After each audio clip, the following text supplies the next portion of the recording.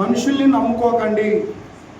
మీకు ఏదైనా ఆపద వచ్చినా, అక్కర వచ్చినా, బాధ వచ్చినా, ఇరుకు వచ్చినా, సమస్య వచ్చినా, వేదన వచ్చినా, బాధ వచ్చినా, ఏమొచ్చినా కూడా దయచేసి పొర్రపాటున కూడా మీరు మనుషుల దగ్గరికి వెళ్ళొద్దండి.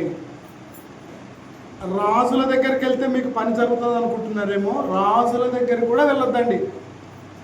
వెళితే మీరు ఏదైనా చేస్తే దేవుని దగ్గరికే రండి, దేవుణ్ణే ఆశ్రయించండి.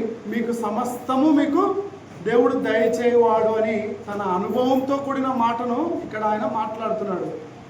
ప్రియులారా, ఈరోజు వాక్యం వింటున్న మనము దేవునికి ఇచ్చేటువంటి ప్రాధాన్యత ఎంత ఇస్తున్నాము, మనుషులకు, రాజులకు, అధికారులకు ఇచ్చేటువంటి ప్రాధాన్యత మనం ఎంత ఇస్తున్నాము అన్నదే ఈరోజు పాఠం.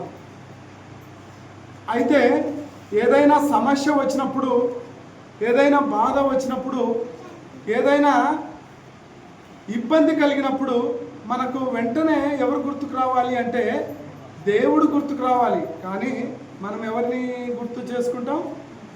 ఎవరైనా నాకు మనుషులు వచ్చి సహాయం చేసింటే బాగుండు, మనుషులు ఎవరైనా ఆదుకుంటే బాగుండు, ఈ టైంలో నాకు ఏమైనా దొరికింటే బాగుండు, లేదంటే నాకు ఈ సమయంలో ఎవరైనా అధికారి లేదా కార్యకర్త నాకు సహాయం చేసింటే బాగుండు, వీరి దగ్గరికి వెళ్దామా, ఈ పార్టీ వాళ్ళ దగ్గరికి వెళ్దామా, ఆ పార్టీ వాళ్ళ దగ్గరికి వెళ్దామా, ఆ నాయకుని దగ్గరికి వెళ్దామా, ఈ నాయకుని దగ్గరికి వెళ్దామా, ఆ అధికారి దగ్గరికి వెళ్దామా, ఈ అధికారి దగ్గరికి వెళ్దామా, నాకున్న ఈ సమస్యకు సొల్యూషను ఎవరు చేయగలరు, ఎవరు నా సమస్యను తీర్చగలరు అని మనము ఇట్లా మనుషులందరినీ ఒకసారి బ్రెయిన్లో తిప్పుకొని దీనికి ఎవరిని పట్టుకుంటే నీకు పని జరుగుతుంది అంటే, ఏదో పలానా వ్యక్తిని నువ్వు పట్టుకో నీకు పని జరుగుతుందని ఎవరైనా చెప్పినారనుకోండి, ఆ వ్యక్తి ఎక్కడున్నా సరే తన దగ్గరికి వెళ్ళి తనకు తెలిసిన వారితో పోయి పరిచయం చేసుకొని, నాకు ఈ సహాయం కావాలి, నువ్వు నాకు ఈ సహాయం చేయాలి అని వారిని పట్టుకొని సహాయాన్ని పొందుతున్న వాళ్ళు లోకంలో లేకపోలేదు. మరి దేవుడు తన భక్తుల నోట మాట్లాడుతున్న మాట ఏంటంటే, మనుషులను నమ్ముకుంటే నీకు మోసమే చేస్తారు, రాజులను నమ్ముకుంటే నీకు మోసమే చేస్తారు, దేవుణ్ణి ఆశ్రయిస్తే దేవుడు మోసం చేయడు, మీకు న్యాయం చేస్తాడు. ఇప్పుడు తాత్కాలికంగా నీకు అది కనపడకపోయినా శాశ్వత కాలంలో నీకు కనపడుతుంది అని భక్తుడైన దావీదు గారు చెబుతున్నాడు. ప్రియులారా, ఉదాహరణకి మనకు అర్థం కావడానికి ఒక చిన్న ఎగ్జాంపుల్ చెప్తాను, జాగ్రత్తగా వినండి. ఒక రాజు ఉన్నాడు. ఆ రాజు ఒక మందిరం అనుకోండి, మందిరము లేదా గుడి ఏదైనా సరే, ఏదన్నా అనుకోండి, ఆ మందిరము ఆ గుడి దగ్గరికి లేదా ఆ మందిరం దగ్గరికి రాజు ప్రతిరోజు దేవుణ్ణి ప్రార్థన చేయడానికి, దేవునితో మాట్లాడడానికి ఆ రాజు ప్రయాణం చేస్తూ రోజు పోతూ ఉన్నప్పుడు, రాజు అంటే ఆయనకు అధికారం ఉంటుంది, అందం ఉంటుంది, బలం ఉంటుంది, బలగం ఉంటుంది, ఆస్తి ఉంటుంది, ఐశ్వర్యం ఉంటుంది, వజ్ర వైడూర్యాలతో కూడిన వ్యక్తిగా మనకు తెలుసు రాజు అంటే. మరి అలాంటి రాజు దగ్గర మంత్రులు ఉంటారు, సైన్యాధిపతులు ఉంటారు, సిపాయిలు ఉంటారు, గుమస్తలు ఉంటారు, దానికి సంబంధించిన వాళ్ళందరూ ఉంటారు. అయితే తన బలాన్ని, తన బలగాన్ని చూసుకొని రాజు ఏం చేస్తాడంటే దేవుని దగ్గరికి పోయి మాట్లాడడానికి, ప్రార్థన చేయడానికి ప్రతిరోజు ఆ మందిరానికి ఆయన పోయేవాడు, ప్రతిరోజు ప్రార్థన చేసుకునేవాడు, తిరిగి వచ్చేవాడు. అయితే ఆ గుడి మెట్లు, ఆ మందిరం మెట్లు ఎక్కడానికి ఆ మెట్లు కొంచెం ఎక్కిపోతున్నప్పుడు ఇటువైపు కొంతమంది భిక్షగాళ్ళు ఉన్నారు, ఇటువైపు కొంతమంది భిక్షగాళ్ళు ఉన్నారు, ఇటువైపు కొంతమంది భిక్షగాళ్ళు ఉన్నారు. అందులో మొదటి భిక్షగాడు, ఎడమ వైపున ఉన్న భిక్షగాడు అనుకుంటున్నాడు, కుడివైపు ఉన్న భిక్షగానితో ఏమంటున్నాడంటే, అరే మనము ఎన్ని రోజుల నుంచో చూస్తున్నాం ఈ రాజు ఎంత గొప్పవాడు, ఎంత ధనికుడు, ఎంత అధికుడు, ఎంత బలం కలిగిన వాడు, ఎంత వీరుడు, ఎంత శూరుడు.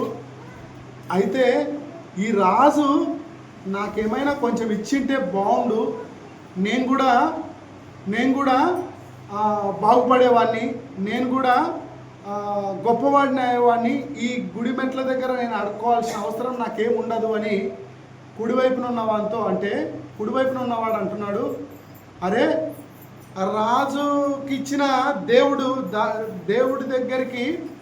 దగ్గరికి వెళ్ళి రాజు ప్రార్థన చేస్తున్నాడు తన క్షేమం కొరకు.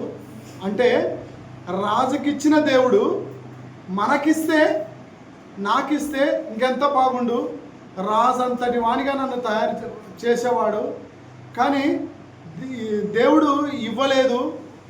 సరే, మనకు ఇప్పుడు ఉన్న పరిస్థితిని బట్టి మనం భిక్షం ఎత్తుకుందాం, వాళ్ళు ఇచ్చేది తీసుకుందాం అనుకున్నాం. ఈ ఎడమ వైపున ఉన్న భిక్షగాడేమో రాజు ఇచ్చింటే బాగుండు, నేను బాగుపడతాను అంటున్నాడు. ఈ కుడి వైపున ఉన్న భిక్షగాడేమో దేవుడు ఇచ్చింటే బాగుండు, మనం బాగుపడతామని అంటున్నాడు. ఒకరోజు వీరి సంభాషణ రోజు ఇదే విధంగానే, ఎంత బాగా వచ్చినాడు రాజు, ఎంత గొప్పోడు, నాకు ఇచ్చింటే బాగుండు అని రాజుకు ఆ నోట ఈ నోట పడి రాజుకు వినపడితే రాజు అనుకుంటాడు మంత్రితో, అయ్యా మంత్రి, ఎడమ వైపున ఉన్న భిక్షగాడు ప్రతిరోజు ఏమైనా ఇచ్చింటే నేను బాగుపడతాను, ఇక్కడ నుంచే నేను వెళ్ళిపోతాను, అడుక్కోకుండా నేను వెళ్ళిపోతాను అని అనుకుంటున్నాడు కదా, మనకి ఏమైనా సహాయం చేద్దాము అని అంటే మంత్రి అంటాడు, ఎందుకులే రాజా, వాళ్ళకి హెల్ప్ చేయడం ఎందుకు, హెల్ప్ చేసినా వాళ్ళకు బాగుపడేది మన చేతిలో లేదు, ఎందుకులే, వద్దులే అంటాడు. అంటే లేదు మంత్రి గారు, చాలా రోజుల నుంచి వాడు బాధపడుతున్నాడు, ఏమైనా మనకి సహాయం చేద్దామని అనుకొని ఏం చేస్తాడంటే రాజు ఒకరోజు ఆ ఎడమ వైపున ఉన్న భిక్షగానికి ఇవ్వడానికి ఒక లోతు గిన్నెలో దాని నిండా పాయసం పోసి ఆ పాయసంలో కొన్ని బంగారు నాణ్యాలు వేసి వాడిని ఎలాగైనా సరే ధనవంతుని చేద్దాం అని అనుకొని ఆ పాయసపు గిన్నెని తీసుకొని పోయి ఆ ఎడమ వైపు నుండికి ఈ మంత్రి అని చెప్తాడు. ఒకరోజు దేవుని దగ్గరికి ఆడపోయి ప్రార్థన చేయడానికి వెళ్ళేటప్పుడు అయితే మంత్రి ఏం చేస్తాడంటే ఎడమ వైపు ఉన్న భిక్షగానికి ఈ పాయసం ఇచ్చి, ఇది నువ్వు తాగు అని చెప్పి వాళ్ళు వెళ్ళిపోయి మళ్ళీ తిరిగి ఇంటికి వెళ్ళిపోతారు. ఇంటికి వెళ్ళిపోయిన తర్వాత రాజుకు మంత్రికి ఒకటే ఆతృత, ఇంకా వాడు ఆల్రెడీ వానికి బంగారు నాణ్యాలు దొరుకుతాయి, వాడు ఈ రోజు నుంచి ఆ భిక్షం ఎత్తుకోవడానికి అక్కడ కూర్చోడు, వాడు వెళ్ళిపోతాడు. వాడు వెళ్ళిపోతే చూడాలని రాజు సంబరపడి ఏం చేస్తాడంటే తన మంత్రిని తీసుకొని మరుసటి రోజు హుటాహుటిన వస్తే అక్కడ విచిత్రంగా ఎడమ వైపున ఉన్నోడు ఉన్న చోటనే ఉంటాడు, కుడివైపున ఉన్నోడు అడగకుండా వాడు వెళ్ళి ఏడుకుంటాడు. మిమ్మల్ని అడుగుతున్నాను, ఎడమ వైపున ఉన్నోడిని బాగు చేయాలి అని రాజు తనకు పాయసంలో బంగారు నాణ్యాలు వేసిస్తే, ఎడమ వైపున ఉన్నోడు అడుక్కున్నట్టనే కూర్చున్నాడు మరుసటి రోజు. విచిత్రంగా కుడివైపున ఉన్నోడు లేకుండా పోయినాడు. మరి ఇతడు ఎందుకు కూర్చున్నాడు, ఇతడు ఎందుకు కూర్చోలేదు?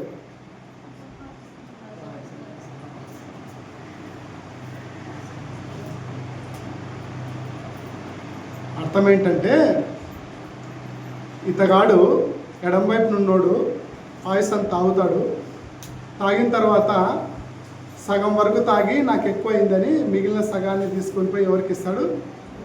కుడివైపు నుండి ఇస్తాడు. కుడివైపు ఉన్నోడు ఏం చేస్తాడు? తాగి దాంట్లో ఉన్న బంగారు నాణ్యాలు తీసుకొని వెళ్ళిపోతాడు. ఇప్పుడు ఈ యొక్క కథలో, ఈ ఉపమానంలో నీతి ఏంటంటే, ఎడమవైపు ఉన్నోడు ఎవరిని ఆశ్రయించినాడు? దేవుణ్ణే, మనుషుల్నే. రాజును ఆశ్రయించాడు, మనుషుల్ని ఆశ్రయించాడు. ఇతను ఏమైనా సహాయం చేసింటే బాగుండు, నేను బాగుపడిపోతాను అనుకున్నాడు. కానీ విచిత్రంగా దేవుడు ఏం చేశాడు? మనుషుల్ని నమ్ముకొని ప్రార్థించే వాని కంటే కూడా దేవుణ్ణి నమ్ముకొని ప్రార్థించే వానికే సహాయం దేవుడు చేయాలనుకున్నాడు. కాబట్టి వాని చేతిలో నుంచే తీసి ఇతగానికి ఇస్తే కుడివైపు ఉన్నోడు దాన్ని తీసుకొని లాభపడతాడు. ఇక్కడ దేవుని మీద ఆధారపడిన భిక్షగాడు బాగుపడిపోయాడు. ఎవరి వలన? మనుషుల ఆశ్రయం కోరిన, మనుషుల ఆశ్రయాన్ని, మనుషుల యొక్క లాభాన్ని కోరినటువంటి భిక్షగాని చేతుల మీదుగా వాడు చూస్తుండగానే వాని ద్వారానే ఇతడు బాగుపడిపోయినాడు. ఈరోజు క్రైస్తవులమైన మనకు తెలియకుండానే మనకంటే తక్కువ వారుగా ఉన్నటువంటి వారి ఇళ్ళల్లోనే అద్భుతాలు చూస్తుంటాం మనం. ఏంటి? ఆ ఇంట్లో ఎట్టొచ్చింది వాళ్ళకి జాబు, ఆ ఇంట్లో ఎట్లా ఇంత మంచి సంబంధం వచ్చింది, ఆ ఇంటికే ఎందుకు ఈ అదృష్టం పట్టింది అని మనం ఏం చేస్తాం? నేను ఇంత నాయకుడిని, ఇంత కార్యకర్తను, ఇంత పరపతి కలిగిన వాడిని, నాకు ఇంత ఆస్తి ఉంది, ఇంత అంతస్తు ఉంది, ఇంత ధనం ఉంది, నాకు పిలిస్తే ఇంతమంది ఊరల్లా పలుకుతారు, కానీ వాడు ఎవడు వానికి పలకడు, పలకకపోయినా వాడు ఎట్లా డెవలప్ అయినాడు, నేను ఎందుకు ఇట్లనే ఉన్నాను అని చాలామంది అనుకుంటుంటారు. పిల్లల విచిత్రం ఏంటంటే ఇక్కడ దేవుణ్ణి నమ్మిన వానికి మాత్రమే దేవుడు చేయగలడు, కానీ మనుషుల్ని నమ్ముకుంటే మాత్రం మనుషులు నీకు అవసరం ఉన్నంత వరకు సహాయం చేస్తున్నట్టు నటిస్తారు, కానీ అవసరానికి కరెక్ట్గా నీకు సహాయం చేసే టైంకి హ్యాండ్ ఇచ్చి వెళ్ళిపోతారు. అందుకే మనము చేయాల్సిన పని ఏంటంటే రాజులను నమ్ముకొనుట కంటే, మనుషులని ఆశ్రయించట కంటే దేవుణ్ణి ఆశ్రయించడం మేలు అని దేవుని యొక్క వాక్యం సెలవిస్తున్నప్పుడు మనము ఈ లోకంలో మనము మనిషి దగ్గరికి వెళ్ళి సహాయం చెయ్యి అని అర్జిస్తున్నామా, లేదా దేవా నాకు నువ్వు సహాయం చేయని దేవునితో అర్జిస్తున్నామా? మన మొర, మన ప్రార్థన ఎవరికి చేస్తున్నాం అన్నదే ఆలోచన చేయవలసిన విషయం. ప్రియులారా, ఈరోజు వాక్యం వింటున్న మనము దేవుని పైన ఇంకా ఆధారపడకుండా, దేవుని దగ్గరకు వచ్చి దేవుని ఆశ్రయం కోరకుండా మనుషుల ఆశ్రయాన్ని నువ్వు కోరేటువంటి స్థితిలో ఉన్నావేమో. దేవుడు నీతో నాతో మాట్లాడుతున్నాడు. అది మనుషులు మోసం చేసేటువంటి వారుగా, మనుషులు నమ్మక ద్రోహం చేసేటువంటి వారుగా, మనుషులు మనల్ని ముంచేటువంటి వారంగా ఉంటారు. వాళ్ళకంటే కూడా వాళ్లకు దయచేసిన దేవునికి మీరు మొరపెడితే, మీరు ఆశ్రయం కోరితే దేవుడు ఎల్లవేళలా సహాయం చేయడానికి సిద్ధంగా ఉన్నాడు అన్నదే ఈరోజు పాఠం. చూడండి ప్రియులారా, ఒకనాడు దావీదు భక్తుడు దేవుణ్ణి ఆశ్రయించాడా, మనుషుల్ని ఆశ్రయించాడా? దేవుణ్ణి నమ్ముకున్నాడా, మనుషుల్ని నమ్ముకున్నాడా? చెప్పాలా? దావీదు భక్తుడు రాజుగా ఉన్నటువంటి దావీదు భక్తుడైన దావీదు గారు మనుషుల్ని ఆశ్రయించినాడా, దేవుణ్ణి ఆశ్రయించినాడా? మనుషుల్ని నమ్ముకున్నాడా, దేవుణ్ణి నమ్ముకున్నాడా? ఆయన ఏమంటున్నాడు? మనుషుల్ని నమ్ముకొనుట కంటే, రాజులను నమ్ముకొనుట కంటే దేవుణ్ణి ఆశ్రయించమని చెప్పిన దావీదు భక్తుడు ఎవరిని నమ్ముకున్నాడో చూద్దామా ఒకసారి బైబిల్లో. ఎవరిని నమ్మినాడో, ఎవరిని నమ్మి దేవుని యొక్క ఎవరిని నమ్మి లాభం పొందినాడో ఒకసారి బైబిల్ గ్రంథంలో ఒక మాటను చూసుకుందాం. చూడండి, సమూయేలు రాసిన మొదటి గ్రంథము 17వ అధ్యాయము 45వ వచనం. సమూయేలు రాసిన మొదటి గ్రంథము 17వ అధ్యాయము 45వ వచనం.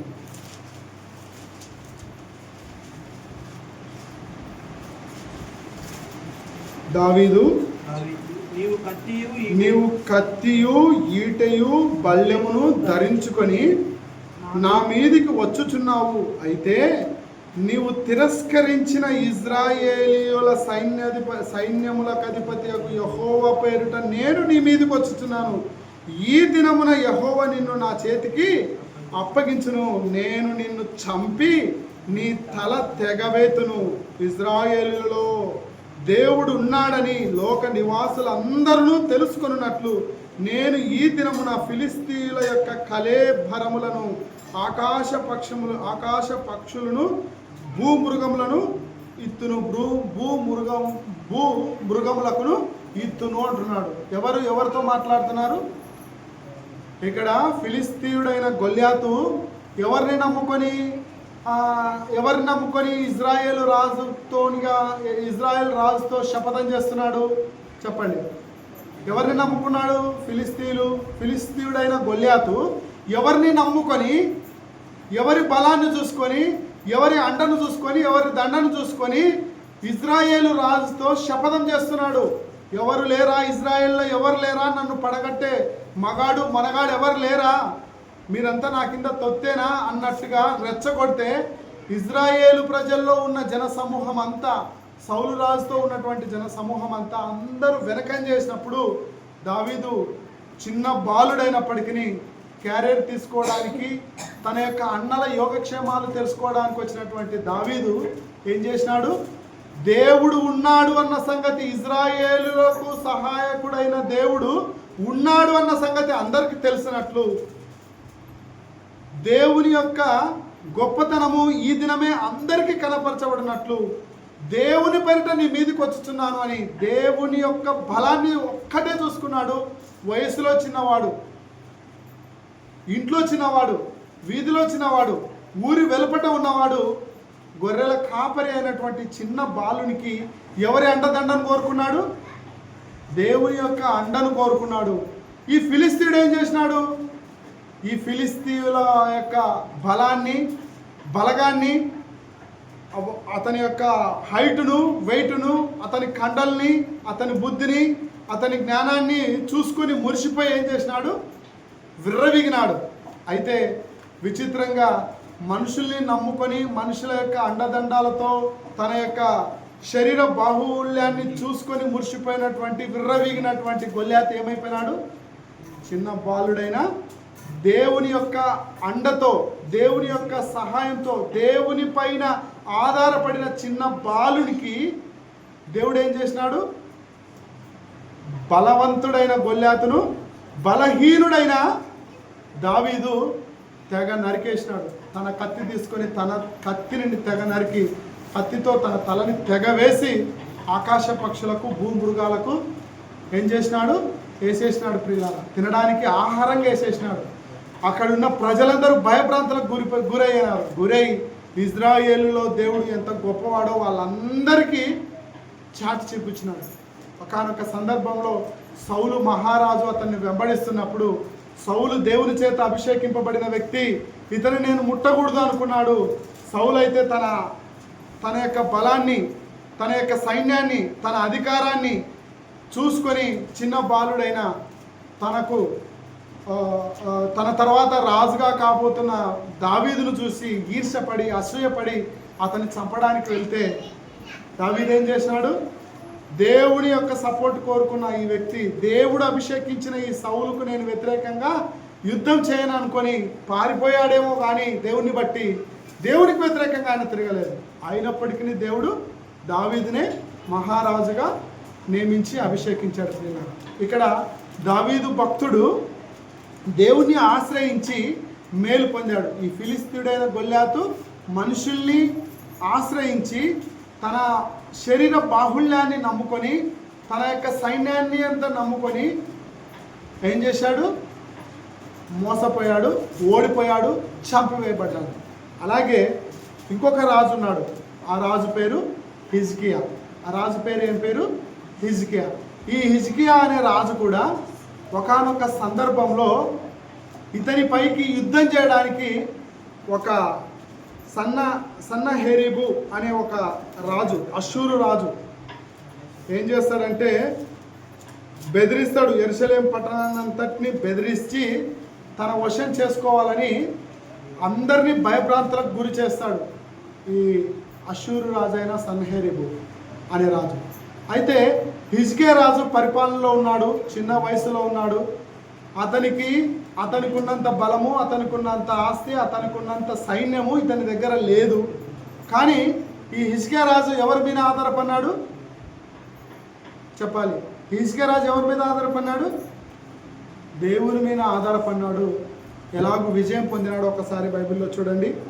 రాజులు రెండవ గ్రంథము 18వ అధ్యాయము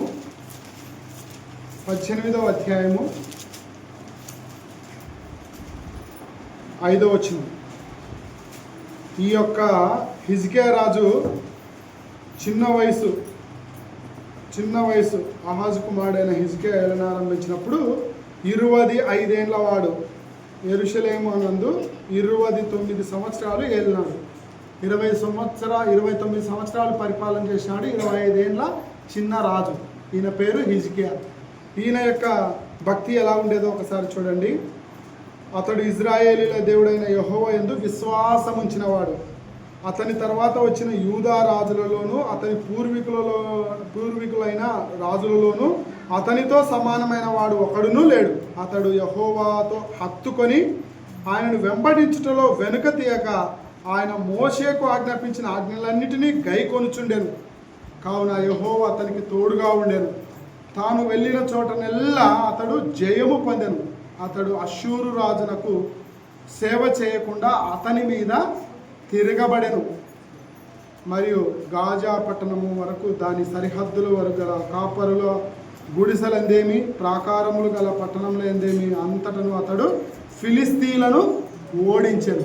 దేవుని యందు విశ్వాసం ఉంచిన ఈయన చిన్న బాలుడైన చిన్న రాజు అయిన హిజ్కియా దేవునితో హత్తుకొని మోషేకు ఇచ్చినటువంటి ఆజ్ఞలన్నిటినీ పాటిస్తూ విశ్వాసం ఉంచి దేవుని పైన ఆధారపడి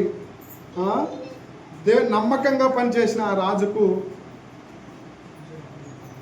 తిరుగు లేకుండా దేవుడు విజయాన్ని ఇచ్చాడు. ప్రియులారా, చూడండి, ఇదే 2 రాజులు 19వ అధ్యాయం 35వ వచనంలో ఎంతమంది వచ్చినారో ఆయన మీనికి బలాత్కారంగా యెరూషలేం పట్టణాన్ని బెదిరించి ఎలాగైనా సరే దీన్ని నా వశం చేసుకుంటాను అని ఆ అష్షూరు రాజు సన్హెరీబు ప్రకటించినప్పుడు ఆ మాటలకి భయపడకుండా ఆ యుద్ధము చేయడానికి నా దగ్గర అంత సామర్థ్యం లేకపోయినా, వయసు లేకపోయినా, బలం లేకపోయినా దేవుని సపోర్టుతో, దేవుని బలంతో యుద్ధము చేసినప్పుడు ఏం జరిగిందో ఒకసారి చూడండి.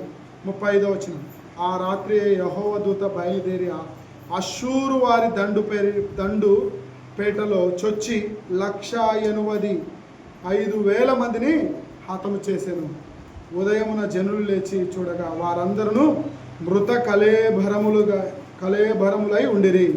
అష్షూరు రాజైన సన్హెరీబు తిరిగిపోయి నినివే పట్టణమునకు వచ్చి నివసించిన తర్వాత, చూడండి ప్రియులారా, ఇలా మాట్లాడుకుంటూ పోతే ఈ సన్హెరీబుకు చెమటలు పట్టేటట్టుగా 185,000 మందిని దేవుని దూత హిజ్కియా రాజుకు సపోర్ట్గా నిలబడి రాత్రికి రాత్రే యుద్ధం చేసి హిజ్కియా రాజును టాప్లో నిలబెట్టింది.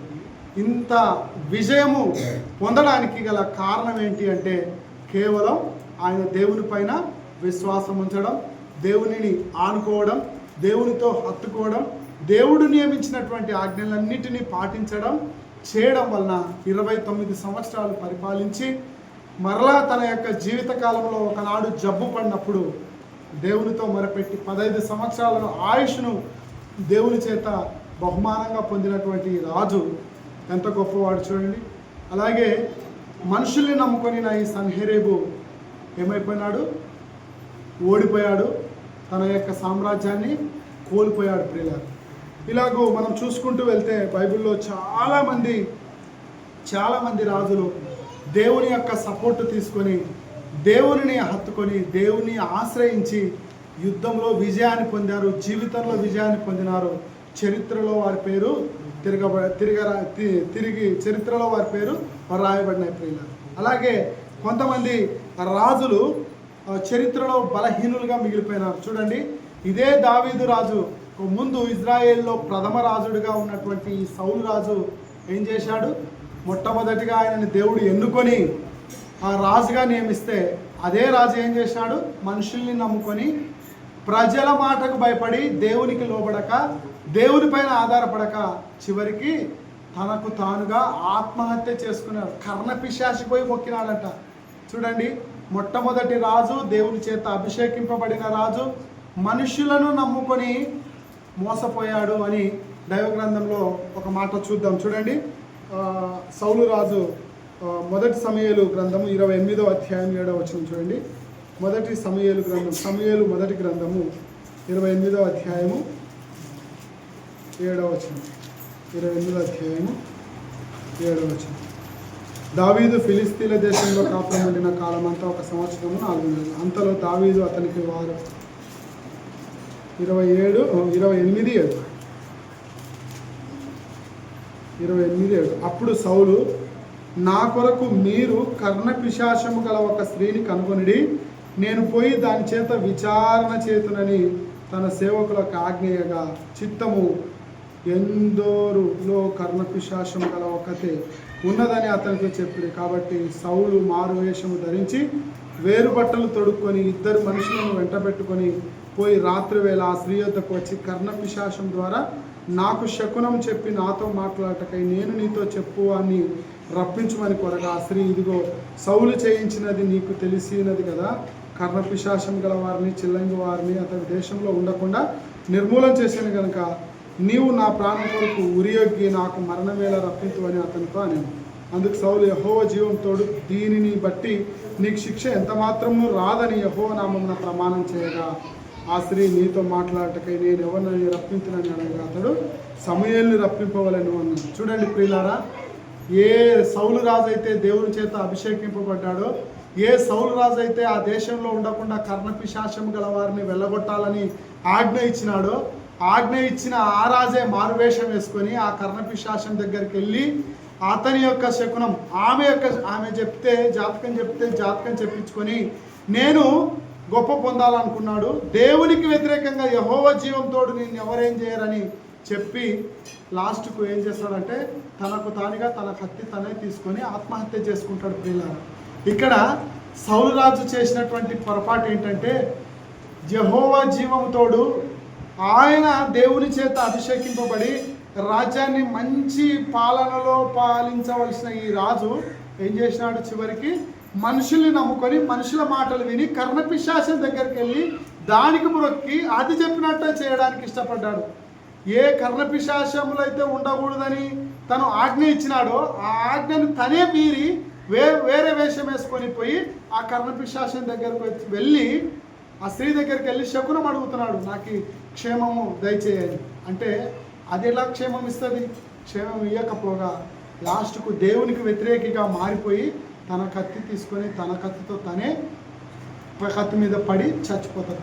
ఆత్మహత్య చేసుకొని దేవునికి వ్యతిరేకంగా మారిపోతాడు. ఈ సౌలు రాజు ఎవరిని నమ్మినాడు? దేవున్నా దయ్యాన్ని చెప్పాలి. దేవుని కాకుండా కర్ణపిశాచాన్ని నమ్మినాడు, మనుషుల మాటకు లోబన్నాడు, మనుషులు చెప్పిన సలహా తీసుకున్నాడు. దావీదు ఎవరికి భయపడినాడు? దేవునికి భయపడినాడు. దేవుని చేత అభిషేకింపబడిన రాజు తనని ప్రాణం తీయడానికి వచ్చినా కూడా పారిపోయాడే కానీ తన దేవునికి వ్యతిరేకంగా ఆయన నిలబడలేదు. అందుకే దావీదు గొప్ప మహారాజుగా వెలుగొందినాడు. ఈ సౌలు రాజు గొప్ప రాజుగా ఎంచబడి లాస్ట్కు తన ఈర్ష్య, తన అసూయ, తన కక్ష చేత ఎవరినైతే మొక్కకూడదో, ఎవరికైతే ప్రాధేయపడకూడదో వారికే మొక్కి వారికే ప్రాధేయపడి తనకు తానుగా ఆత్మహత్య చేసుకున్నాడు. ఇప్పుడు సౌలు రాజు అంటే మీకు గుర్తు రావాల్సినది ఏంటి చెప్పాలమ్మా? నా వైపు చూడండి. సౌలు రాజు అంటే గుర్తుకు రావాల్సిన విషయం ఏంటి? సౌలు రాజు అంటే గుర్తుకేం రావాలి? ఏదో ఆయన చెప్తున్నాడు, మేము వింటున్నాము, టైం అయిపోతే ఇంటికి వెళ్దాం అనే ఆలోచనతో వినొద్దండి. ఒక 2 మాటలు విన్నా ఏమి చెబుతున్నాడు, ఏం నేర్చుకున్నాము అనేది ఇంపార్టెంట్. ఇక్కడ సౌలు రాజు అనగానే మనకేం గుర్తుకు రావాలి? దేవుణ్ణి ఆశ్రయించిన వాడని గుర్తుకు రావాలన్నా, మనుషుల్ని ఆశ్రయించి దయ్యానికి లోబడిన వాడని గుర్తుకు రావాలి? మనుషుల్ని మాటకు భయపడి మనుషుల మాటకు లోబడి దేవునికి వ్యతిరేకంగా ఉన్నటువంటి కర్ణపిశాచానికి లోబడి దాని శకునం కోరి తనకు తానుగా ఆత్మహత్య చేసుకున్న దేవుని చేత అభిషేకింపబడిన రాజు. ఇక్కడ రాజుకే విశ్వాసము దేవుని పైన కోల్పోయినాడు. దేని కొరకు?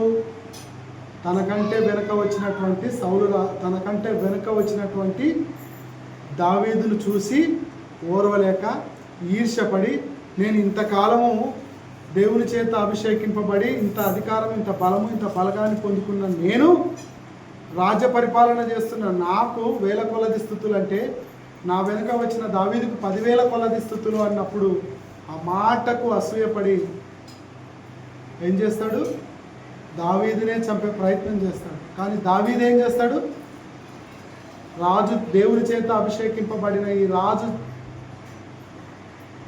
ముట్టకూడదు అనుకొని నిర్ణయం తీసుకుంటాడు. దావీదు దేవుని బలాన్ని తీసుకొని లోకపు బలాన్ని ఏం చేస్తాడు? అణిచివేసేస్తాడు. గొల్యాతును దేవుని యొక్క బలము చేత గొల్యాతును మట్టు పెట్టేసి ఇజ్రాయేలుల దేవుడు ఎంత గొప్పవాడో ఆయన నిరూపిస్తే వీళ్ళు ఏం చేసినారు? సౌలు రాజు ఏం చేసినాడు? ఇజ్రాయేళ్ల దేవుడు బలహీనుడుగా ఈయన జీవితంలో చూపించాడు కనుక తనకు తానుగా ఆత్మహత్య చేసుకునేటువంటి పరిస్థితి తనకు కలిగింది. ఇప్పుడు హిజ్కియా రాజు అనగానే ఏం గుర్తుకు రావాలి మనకు? చెప్పాలి. హిజ్కియా రాజు అనగానే ఏం గుర్తుకు రావాలి? దేవుణ్ణి ఆశ్రయించిన వాడనే, దేవునికి విరోధి అయిన వాడనే? యూదా రాజులలో అతని వంటి సమానుడు ఎవరు లేరు అని రాయబడింది. అతనికి ఉన్నటువంటి క్వాలిఫికేషన్ ఏంటంటే దేవుని యందు విశ్వాసం ఉంచి, దేవుని ఆజ్ఞలను పాటించి, దేవుని హత్తుకొని, దేవునికి మొరపెట్టి, తన ఆయుష్ను తిరిగి పొందుకొని, దేవుని చేత, దేవుని యొక్క సమూహం చేత, దేవుని దూత చేత 1,85,000 మందిని రాత్రికి రాత్రే హతం చేసినటువంటి గొప్ప వీరుడిగా హిజ్కియా రాజు కనపడి, దేవునికి ఘనతను తీసుకొచ్చినటువంటి రాజుగా హిజ్కియా రాజు ఉన్నాడు. అయితే ఈ యొక్క సౌలు రాజు దేవునికి వ్యతిరేకంగా మారి దేవునికి విరోధిగా మారినాడు. మనుషుల్ని ఆశ్రయించి మోసపోయినాడు ఒక రాజు. మనుషుల్ని ఆశ్రయించి మోసపోయిన రాజు ఒక రాజు అయితే, ఇద్దరు రాజులు దేవుణ్ణి ఆశ్రయించి మేలు పొందిన వారి గురించి మనం నేర్చుకుంటాం. ఇంకొక రాజు మనుషుల్ని ఆశ్రయించి చెడిపోయిన రాజు గురించి నేర్చుకుందాం. చూడండి, ఈయన ఆసా రాజు. ఈ ఆసా ఏం చేసినాడు అంటే, దినవృత్తాంతములు 2వ గ్రంథం ఒకసారి చూడండి. దినవృత్తాంతములు 2వ గ్రంథం 16వ అధ్యాయము. దినవృత్తాంతములు 2వ గ్రంథము 16వ అధ్యాయము 7 నుంచి 9 వచనాలు. ఆ కాలమందు దీర్ఘదర్శి అయిన హనాని యూదా రాజైన ఆసా యొద్దకు వచ్చి అతనితో ఇలాగూ ప్రకటించింది: నీవు నీ దేవుడైన యెహోవాను నమ్ముకొనక సిరియా రాజును నమ్ముకొంటివే. సిరియా రాజు యొక్క సైన్యము నీ వశం నుండి తప్పించుకొని పోయెను. చూడండి ప్రియులారా, ఇక్కడ ఈ ఆసా రాజు దేవునిని ఎరిగినటువంటి రాజు, దేవుని యొక్క సైన్యము తోడుండిన రాజు యూదా రాజు. అయితే ఈయన ఏం చేసినాడంటే, తనకు వ్యతిరేకంగా ఉన్నటువంటి అష్షూరు రాజును, సిరియా రాజును ఇతను సంప్రదించినాడు. దేనికోసం సంప్రదించినాడంటే, ఇజ్రాయెల్ రాజుతో ఇతనికి సమస్య వచ్చినప్పుడు మొదట దేవుని యందు భయభక్తులు కలిగి దేవుణ్ణి ఆశ్రయించి దేవుని కొరకు నమ్మకంగా బ్రతికిన ఈ ఆసా రాజు చివరికి ఏం చేసినాడు, ఇజ్రాయెల్ రాజుతో సమస్య వచ్చినప్పుడు అతనితో నువ్వు పోరాటం చేయలేక ఏం చేసినాడు, శత్రువు అయినటువంటి సిరియా రాజుతో చేయగలిపితే దేవుడు ఏం చేసినాడు, ఆసా రాజును జబ్బుతో మొత్తి హనాని అనే ఒక ప్రవక్త చేత హెచ్చరింపబడి గద్దింపబడి రాజుగా తన యొక్క పరపతిని కోల్పోయినాడు. ప్రియుల జబ్బు పడి మరణించినాడు. తన జబ్బుకు తను గద్దింపు పొందడానికి గల కారణం ఏంటంటే, దేవుణ్ణి ఆశ్రయించిన ఈ రాజు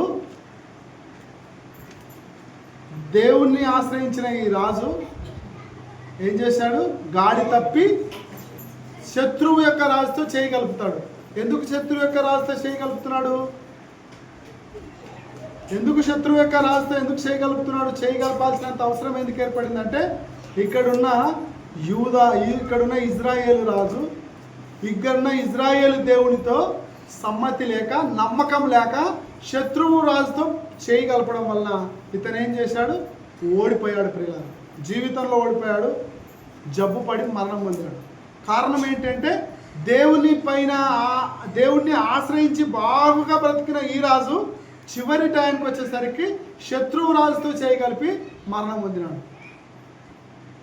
మొట్టమొదటిగా క్రైస్తవులమైన మనం కూడా దేవునితో బాగుంటాం. బాప్తిసం తీసుకున్నప్పుడు ఆదివారం వచ్చినప్పుడు సేవకులు కనపడినప్పుడు బాగా కనపడతాం, కానీ దేవుని పైన విశ్వాసం ఉన్నట్టునే కనపడతాం. కానీ చివరికి వచ్చేసరికి ఏం జరుగుతుందో తెలుసా, మనుషుల్ని నమ్మి, మనుషుల మాటను చెవినబెట్టి, మనుషుల్ని ఆశ్రయించి దేవునికి వ్యతిరేకంగా పాపం చేసి శాపాన్ని కొని తెచ్చుకుంటున్నాం. ఒకనాడు సౌలు రాజు అలా చేసినాడు, ఒకనాడు ఆసా రాజు అలా చేసినాడు. ఇంకా ఇలా రాజులు దేవుణ్ణి విడిచిపెట్టి మనుషుల్ని నమ్ముకొని చెడిపోయిన రాజుల్లో ఇంకొక రాజు అహజ్యా అనే రాజు. ఆయన కూడా దేవుణ్ణి ఆశ్రయించక మనుషుల్ని ఆశ్రయించి తనకు తానుగా ఇజ్రాయేలు దేవుణ్ణి విడిచిపెట్టి తనకు తానుగా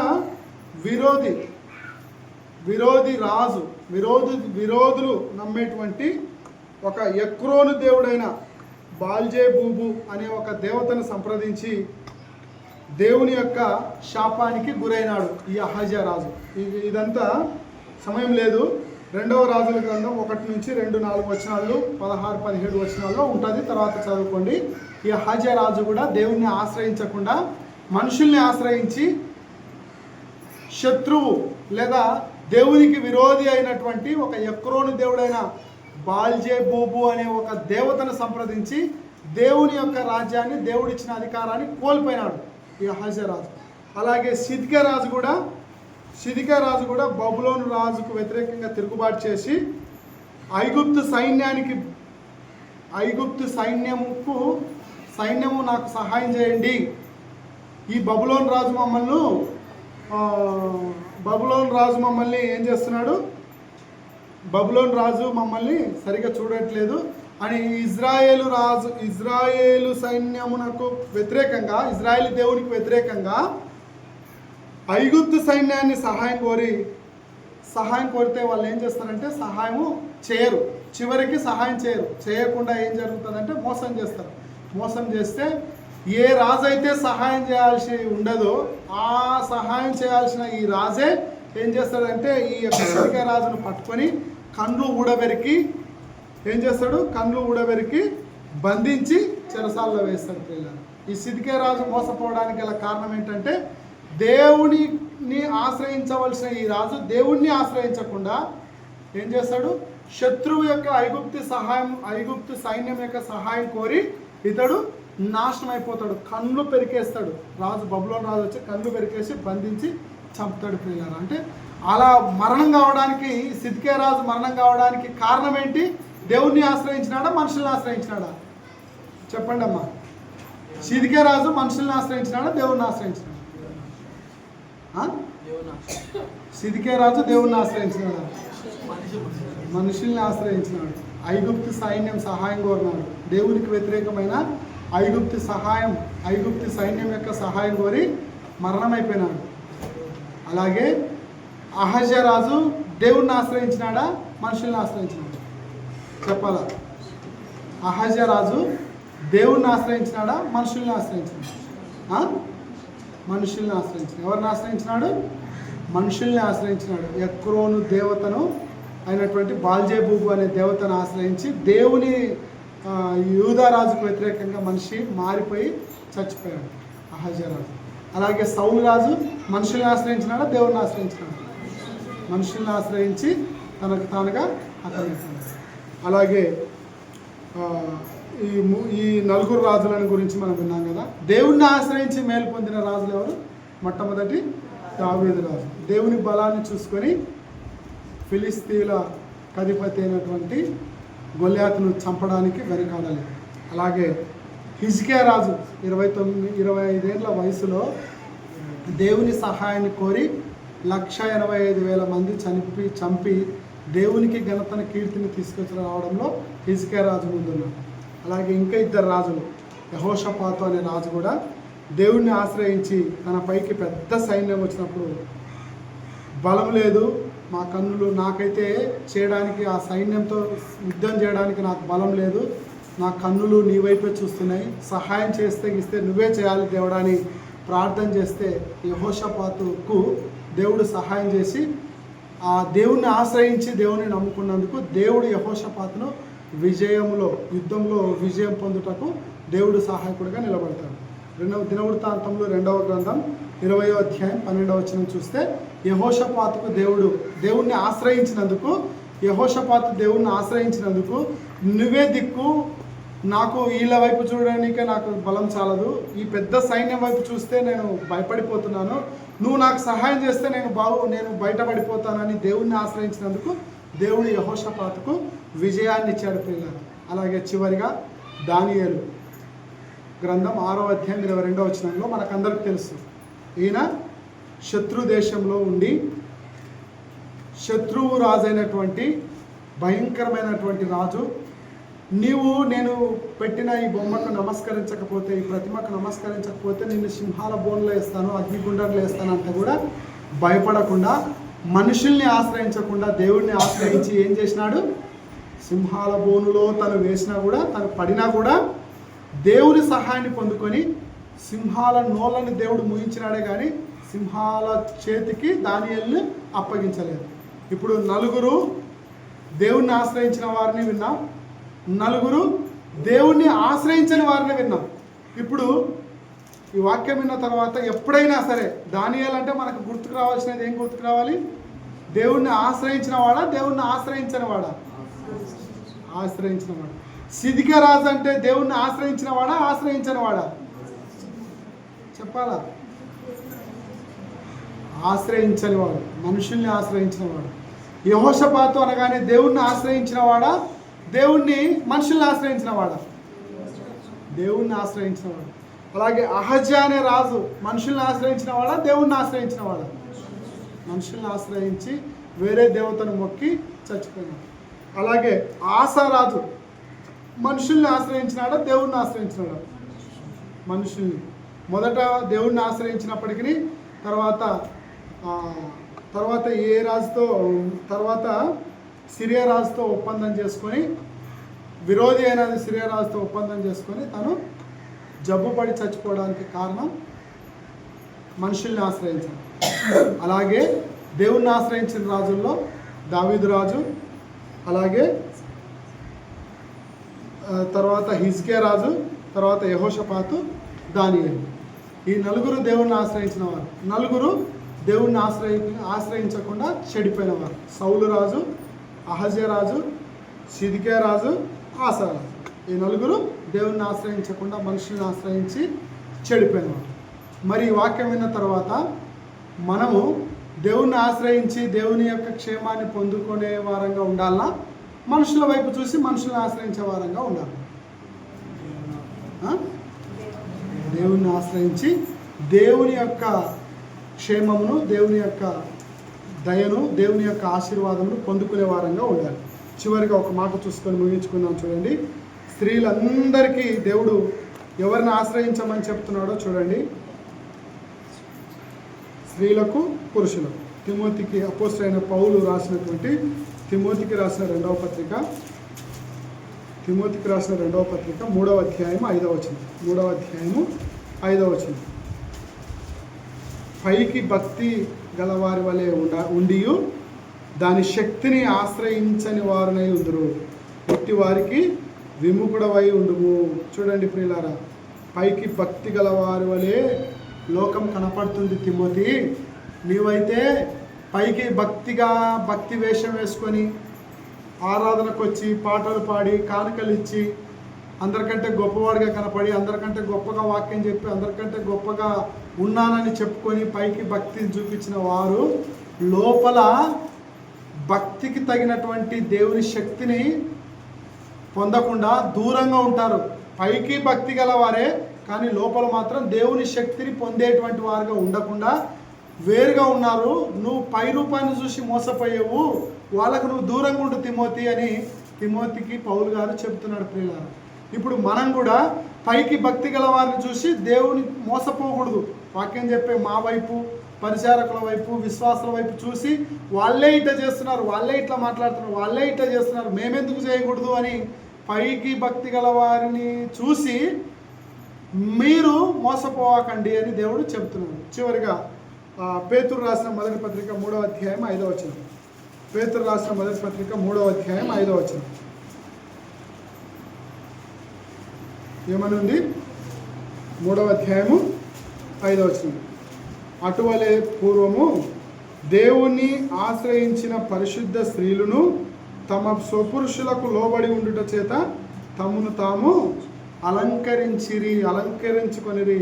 స్త్రీలకు ఎప్పుడు అలంకారము నిజంగా అలంకారంగా ఉంటుందంటే తన సొంత పురుషులకు మాత్రమే లోబడినప్పుడు, తన సొంత పురుషులను మాత్రమే ఆశ్రయించినప్పుడు వాళ్ళకి అలంకారంగా ఉంటుంది.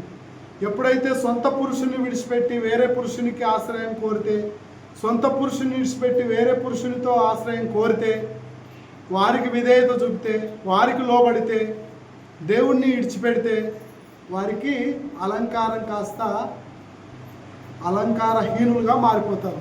మనకు అలంకారం ఎప్పుడు గొప్పగా కనపడుతుందంటే దేవుణ్ణి ఆశ్రయించేవారై ఉండి తమ సొంత పురుషులకు లోబడినప్పుడే మనం వేసుకున్న బట్టలు అందంగా కనపడతాయి. చర్చికి వచ్చినా అందంగా కనపడతాం. కానీ ఎప్పుడు అందహీనంగా కనపడతామంటే దేవుణ్ణి ఆశ్రయించకుండా, దేవుని నమ్మకుండా, సొంత పురుషులకు లోబడకుండా వేరే పురుషులకు లోబడినప్పుడు ఇక్కడికి వచ్చి ఎంత అందంగా కనపడినా వారు అందహీనులుగానే కనపడతారు అని చివరిగా దేవుడు మనతో మాట్లాడుతున్నాడు. మరి వాక్యం అంతా విన్న తర్వాత ఇంకా ఒకవేళ దేవుణ్ణి ఆశ్రయించకుండా లోకపు శక్తిని, లోకపు అధికారాన్ని, లోకపు ఉద్యోగాలని, లోకపు బలాలని, పరపతిని, అధికారాలని, పార్టీలను నమ్ముకొని ఇంకా ఒకవేళ దేవునికి దూరంగా ఉన్నావేమో, ఎప్పుడే మనసును బ్రతుకును మార్చుకొని దేవునికి దగ్గరై దేవుణ్ణి ఆశ్రయించి ఒకనాడు దావీదు వలె, ఒకనాడు దానియేలు వలె, ఒకనాడు హిజ్కియా వలె, ఒకనాడు యెహోషువ వలె దేవుణ్ణి ఆశ్రయించి దేవుని యొక్క క్షేమమును, దేవుని యొక్క జయమును పొందుకునే వారంగా ఉండాలి. అలా కాకుండా ఆసా వలె, సౌలు వలె, అహజ్యా వలె, సిద్కియా రాజు వలె దేవుణ్ణి ఆశ్రయించకుండా నాశనం అయిపోతే మన ప్రాణాలకు మనమే ఉత్తరవాదం. దేవుడైతే ఎల్లవెల్లలా నిన్ను నన్ను ఆయనను ఆశ్రయించే వారికి ఆయన కేడంగా, ఆయన దుర్గంగా ఉన్నాడు.